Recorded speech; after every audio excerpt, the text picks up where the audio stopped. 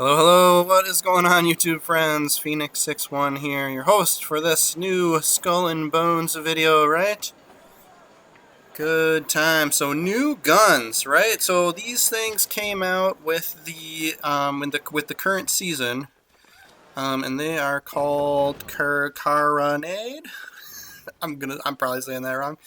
But these are new Culverin style cannons, right? So these will fill your top and lower decks if you equip these on your ship, right? So yeah, and then they have some unique, interesting perks that I'm excited to try out. So we got far enough in the with the Smuggler's Pass on that, that, I don't know what you want to call it, tech tree or whatever. There's kind of 3 different things you can choose from to progress.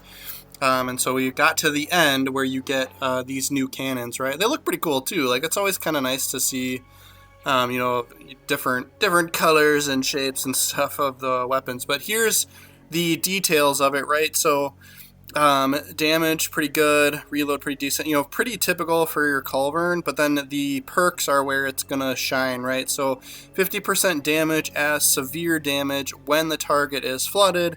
And what's nice is these cannons do cause some flood damage directly as well, right? So, but I think where it's going to shine is when you pair this with, and then I've got fire bombards on the front and back, but then you're going to want to pair it with, I would pair it with the Leopold 3, right? So, because this thing causes flood. And so that way you could, if you can hit somebody with that, trigger the flood, then you right off the bat you're causing that severe damage, which is that red bar. That's the most annoying one to heal up, right? So I am using the new ship as well. So I did some live streaming with this ship, but this is how I've got it rigged out just for like this demo, right? I'm trying to increase my threat generation. But then I did pick starboard and port weapon damage increases, and then the Lepest blueprint, so that you can see, the weak points for Lepest's fleet, right? The newer enemies, right? So we'll clean up our inventory a little bit, and then we'll actually put, so I want to be able to show you kind of how it is fighting against the tougher enemies, right?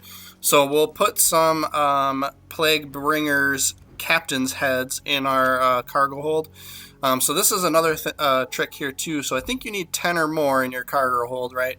But that will vastly increase your threat, or sort of your wanted level with the Fleet of Pestilence, right? And then as you go out and fight, the more of those ships you kill, once you get up to 4, there's actually a chance for one of those ships to spawn. They'll have like green smoke on top of them, and those ships have a chance to drop basically Lepest endgame items, right, for killing. So you don't actually have to kill Lepest to get some of the Lepest drops, right? So that's just kind of a little cheeky way to do it. You can do that solo. It, of course, is easier to do on your own, but I think the toughest part of it is going out and just, stirring up that much, wanted level. Takes a little bit of time, especially when you're by yourself. But yeah, so we'll throw some of those heads in there, so that way we get those Lepest fleet ships to spawn, and then right away we've even got some rogues out here, so we'll be able to have fun with these guys right off the bat. So we'll be able to see what these cannons can do versus rogues and versus the tougher Lepest ships. Yeah, so, and then I am not as good at aiming with cannons, as you can see, right?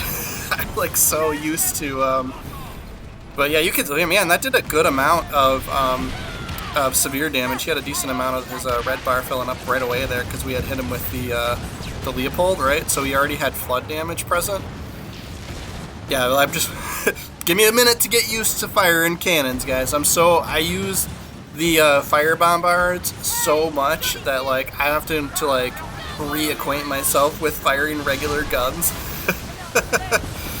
But yeah, you do get so unlike some of those top deck weapons like the bombards, these are filling up the so on this ship we've got 3 top deck weapons, 3 top spots on each side, plus 4 below deck, so we're getting 7 shots since we're using regular cannons finally, right? So that is the trade-off between using bombards, torpedoes, and versus regular culverins, right? Yeah, I mean, that's pretty cool, with doing that severe damage. I mean, you know, there's not too many of the like NPC ships that do a lot of healing, but I do feel like these Lepest fleet guys, especially when you get them like low down on health, like I feel like they're always they're always healing back up, right? And it's really super annoying. But yeah, the perma damage is nice.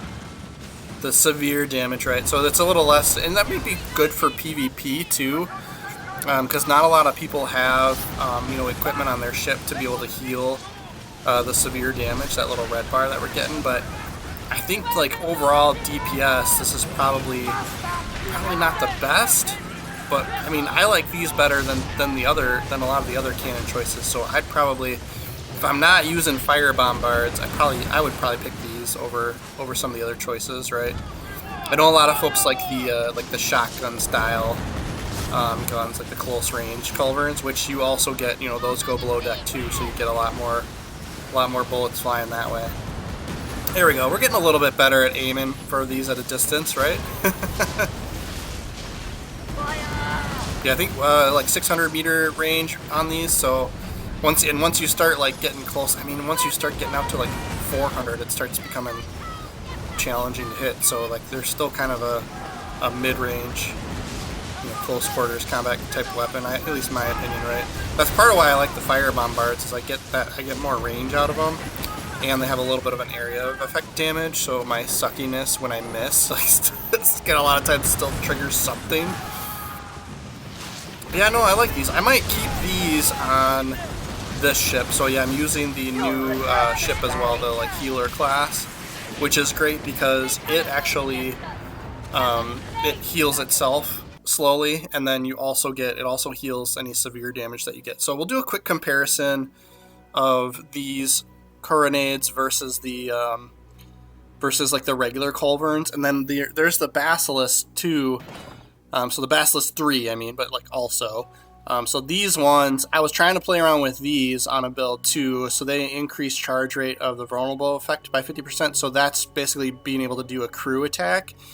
So if you've got some things going with crew attacks, you know, some perks and furniture with that might be a good choice too. And then here's its comparison to the regular culverin, right? So it does say damage per shot is better on the regular culverin, but damage is less. I wonder, that must be subtracting out the flood damage that you do. But yeah, and then you can see where it says gun ports, see how it says 7, so that's how you know how many shots you'd get off of that side of the ship, right? So since these are regular culverins, they're, you know, the Carronades and the Basilisk and the culverins all will have 7, so it's filling all the ports, versus top deck weapons, you'd only get 3 on this ship, right? Yeah, so it has the flood damage. And then, yeah, so the Basilisk has the extra pierce damage, right? So that's probably why the culverin... That's probably why the standard culverin 5 has, you know, shows more damage per shot there, I guess. But, yeah. So those are the three... Those are probably the three, like, what I would compare to each other. Those are the 3 choices I would use between... you know, regular. And so then I did go out and grab the blueprint. I didn't have this one, the Lead Kettle 1, so I'm interested if there's a Lead Kettle 2, you know, but increases duration of the flooded effect on enemy ships. So I didn't have this equipped in the beginning of the video, so I'm going to put this on and see how much that helps. But basically when you do trigger flood, it's going to last longer, which if you're using these cannons, that's what you want, because that's when you'll actually get the severe damage. That's when we actually do severe damage. Otherwise, if they're not flooded, then you're not doing, you don't get that % of severe damage, right? So we're going to get rid of the increased threat generation, and I'm going to put this on here, right? And then we'll do like a Pieces of 8 mission or something, right? So we can kind of see what that's like. So then we'll have these guys. So yeah, so you get the flooding. Okay, yeah. So we'll run a, let's go to the distillery and grab some Pieces of 8 missions, right? So order registry, because these are tough to, like, right, you're going to get tons of rogues sent at you when you're doing these. So we'll just grab ones that go to the same place. So we'll just do one run. So any that are going to this Kokak, right? Yeah, I just shouldn't even try. Shouldn't even try, guys. I'm sorry.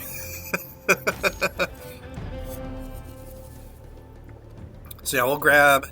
So always check too in the top right. You can see if you have that material type too, so you don't have to go back and forth between your, you know, looking at your inventory. Yeah, and these other two go to the further away spot. There does need to be something like with when you go, because like, so you got to go in here, and then if you forget how many you need for each, you know, you got to load up with the appropriate amount of, you know, blue lotus opium, right? I need 67 of that, right? So like there would be something nice if you're within your cargo while you're looking at it. So here we're gonna go and transfer, you know, these materials that we need, right? Our finished products.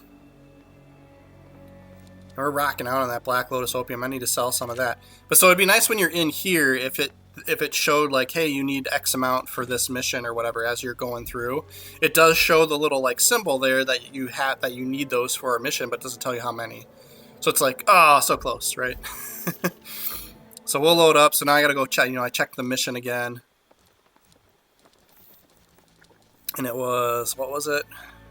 We needed, yeah, it's called, Gold Skull Gin.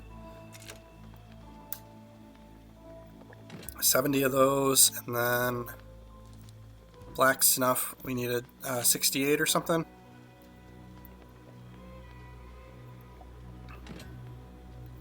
Alright, so we'll take this, so we'll set sail with this and head towards, and we'll see how we can hold up against the rogue guys as they come after us, right? I think I like this setup a little bit better. Whew, lots of ships at St. Anne today. I think I like this. I might use this ship, like the support ship, with this loadout, and then I have my like DPS, like fire starter ship, you know, so check out my other videos if you're interested in that. But this one, just like, you don't get your, you know, for a medium ship, most of your other medium ships, most of or all of, for the top deck you get 4 spots for weapons on each side. This one you only get 3, right? So I was like, ah, man, like you know, I've got that little bit of downfall there, so maybe I do want regular cannons, because then you can fill, you know, then you'll use the bottom, you know, below deck spots too. So yeah, so we triggered the flood on this guy with the Leopold, right? So then, oh yeah, well, that was mostly critical hits by hits that we got. We're getting better at firing the guns, but yeah, I mean, he went down fast. We'll take that action, right? And then yeah, he did get a ton of severe damage too, but I mean, that was kind of, didn't matter at that point anymore, right? Oh man, we're getting all sorts of rogue spawns here. Jeepers. Maybe it's too many missions. Maybe I shouldn't have picked up so much stuff. But the nice thing about doing these, so like, you know, once I got the factories set up, I kind of started not doing these runs as much, because it just was like, it was more profitable for me to you know, do my normal standard route along and collect pieces of 8 directly from the factories. But the nice thing about doing these missions, oh man, we whooped him too. All right, I can get on board with these. All right. But yeah, the nice thing about doing these missions too is these rogues that come after you are going to drop supplies for your distillery, and in some cases finished product too, I think. So we may end up at the, yeah, we'll track it just so it stays on our compass at the top. We might end up with more product than we need, right?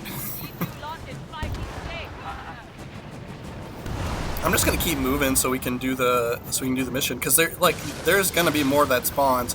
So yeah, these do have a 600 meter range, so I'm firing way high, but I think that they, yeah, well, I did see some splashes back there.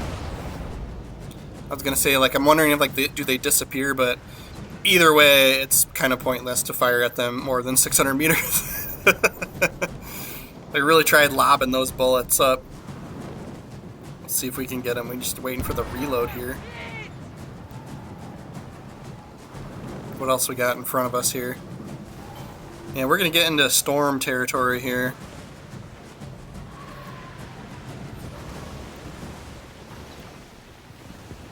There's a La Peste event going on. Wonder how these would do against him. I mean, so some of the some of the other, like, you know, in the Smuggler's Pass, you know, there's 3 sort of tracks to choose from for when you earn Smuggler's tokens, right? And I actually did not, so that I picked this one last, right? So, but you don't have to complete them all. So basically what I'm saying is I did the bottom track first because there's an armor piece in there that makes you resistant to Lepeste's, like his poison attacks. And it makes a huge difference when fighting Lepeste or some of those more difficult, like Fleet of Pestilence dudes that I was talking about in the beginning. So we'll point at the Rogue Wave and brace, so that mitigated all that damage there. So yeah, the armor piece was the first thing I went for, and then and that's the bottom sort of tech tree or option that you can pick from. And you only need to get like to like 20, I think, is where that one unlocks. And then I went for the top tech tree there for this season has the furniture piece that is that focuses on being able to see critical hit points for Lepeste and his, like, his fleet, his enemies, and then also does 10% more damage to weak points. And I think that's across the board. It doesn't have to be with just Lepeste, but yeah. So we're doing good. We did a ton of severe damage on him here. But yeah, these work good against the pirates too, or privateers, right? So we sunk him pretty quick. Got some good loot from him. We'll continue on. I'm sure more rogues will spawn. Well, that's a companion. Okay. Well, there's an underworld event up here too. We won't do that. That one, like, especially solo, this one takes a long time. There's just a lot of damage to be done there. But that's a fun one. I think we did that on our live stream. That live stream from this past weekend, we were playing for a good 4 hours with this ship. Mostly with this ship, right? A few things you need to switch it up. So depending on what you're doing. Alright, now we got, there's some rogues here and some off to our left too. So this is going to be the key, is triggering this flood on them right away, I think, too. Because, yeah, so we got flood on both of them now.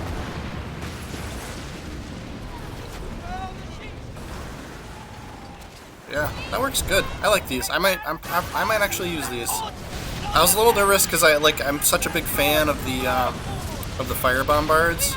I tried doing a torpedo build, and I was like, nope, switching back. So we're getting turned around here fighting these guys.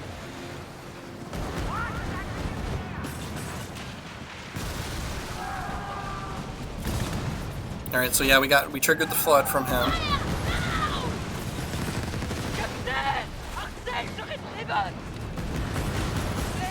There we go. Yeah, like, I mean, it's more about the critical hit damage than anything. Like, the severe damage kind of really only makes, really only plays, a bigger role anyway if it's like a longer battle, right, where you've got guys that are healing, because then they can't heal. So it might be I'm not a huge fan of PvP stuff, right, but it might be a pretty good PvP weapon. If you're rocking like a tank build, right? Alright, we'll go turn these in.